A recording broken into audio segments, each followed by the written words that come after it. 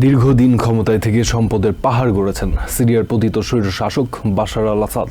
Saudi আরবের দৈনিক ইলাফ বলছে, বাশার ও তার বাবার ৫ দশকের শাসনে আসাদ পরিবারের অর্জিত সম্পত্তির মূল্য দেশটির ৭ বছরের জাতীয় বাজেটের সমান।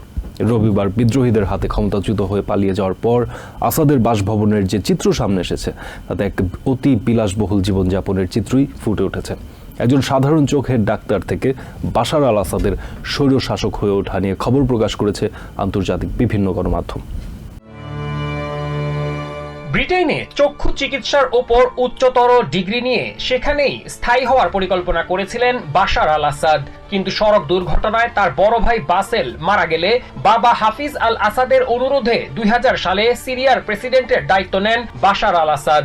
এ যেন মধ্যযুগীয় রাজতান্ত্রিক কায়দায় বংশ পরম্পরায় ক্ষমতার হাত বদল। সেই থেকে দেশটির একচ্ছত্র অধিপতি হয়ে ওঠেন আসাদ। ২০১১ সালে তার পদত্যাগের দাবিতে জনগণ রাস্তায় নামলে তাদের ওপর গুলি চালিয়ে সূচনা করেন গৃহযুদ্ধের। সিরিয়ায় শুরু হয় আধুনিক ইতিহাসের অন্যতম দীর্ঘ প্রাণঘাতী সংঘাত। আসাদের অনুগত সরকারি বাহিনীর পাশাপাশি এই সংঘাতে জড়িয়ে পড়ে ইরান ও রুশপন্থী সেনা, বিদ্রোহী যোদ্ধা, আধিপত্যবাদী তুর্কি আর আইএস, যার ফলে টালমাটাল হয়ে পড়ে মধ্যপ্রাচ্যের দেশটি। দেশ ছেড়ে বিভিন্ন দেশে আশ্রয় নেয় সিরিয়ার রেকর্ড সংখ্যক শরণার্থী।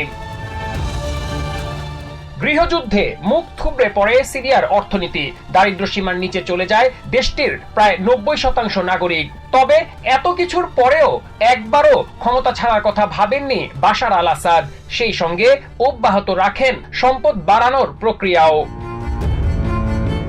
গত রবিবার বিদ্রোহীদের হাতে ক্ষমতাচ্যুত হয়ে পালিয়ে যাওয়ার পর দামাস্কাসে আসাদের প্রাসাদে প্রবেশ করে সাধারণ মানুষ, যেখানে আসাদের ব্যক্তিগত গ্যারাজে দেখা মিলে প্রায় ৪০টি বিশ্বসেরা বিভিন্ন ব্র্যান্ডের গাড়ি, Ferrari, Audi, Mercedes, Porsche, Rolls Royce সহ বিভিন্ন ব্র্যান্ডের নামি দামি এসব গাড়ি তার বিলাসবহুল জীবনযাপনেরই ইঙ্গিত বহন করে। বাশার আল আসাদ শুধু সিরিয়ার শাসকই ছিলেন না, দেশটিতে সবগুলো মাফিয়া চক্রের নিয়ন্ত্রক হিসেবেও ভূমিকা রাখেন তিনি, আর এভাবেই মালিক হন বিশাল বিত্ত বৈভবের।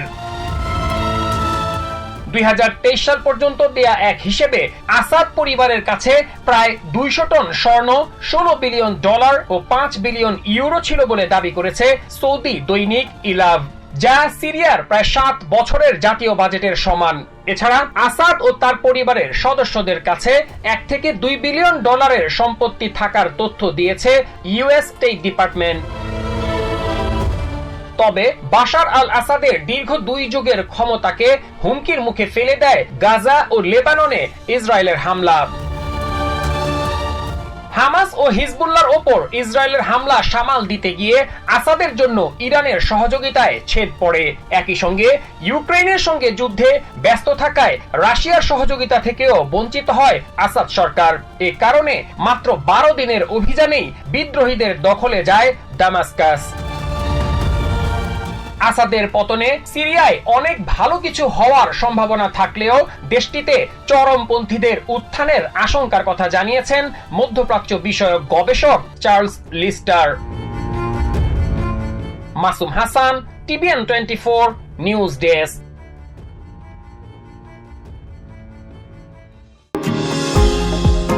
নিউ ইয়র্ক থেকে সম্প্রচারিত টিবিএন 24 টেলিভিশন বিশ্বজুড়ে বাঙালির কণ্ঠস্বর।